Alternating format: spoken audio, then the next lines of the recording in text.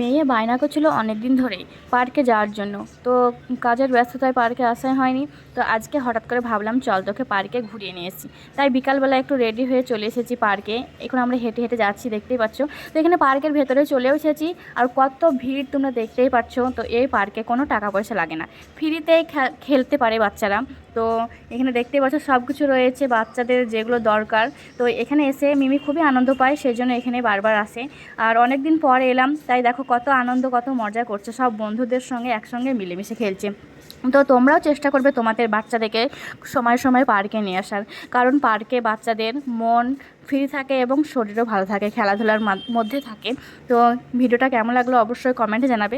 যদি ভালো লাগে লাইক কমেন্ট শেয়ার করে দেবে। তো এখানে দেখতেই পাচ্ছ মেয়ে তো প্রত্যেকটাতে একবার একবার করে চেপেছে, এই যে তোমরা দেখতেই পাচ্ছ। তারপরে এখানে দোলও খেয়ে নিচ্ছে। তারপরে এই যে ঘুরে এটার নাম আমি সঠিক জানি না, ওটাতেও চেপেছে। তারপরে তোমরা দেখতে পাচ্ছ এদের সিঁড়ি দিয়ে উঠে ওগুলোতেও চেপেছি। তারপরে এখানে চাপার অনেকক্ষণ খেলাধুলার পরে এখন প্রায় সন্ধে 6:30 মতো হতে এলো। লাইটও কমে গেছে, তাই বললাম আর দেরি করবো না, চলো আমরা এখন বাড়ি যাই। তো এখানে ঠান্ডা আইসক্রিম খেয়ে একদম আমরা বাড়ি চলে এলাম। ভালো লাইক কমেন্ট শেয়ার করে দিও, বাই।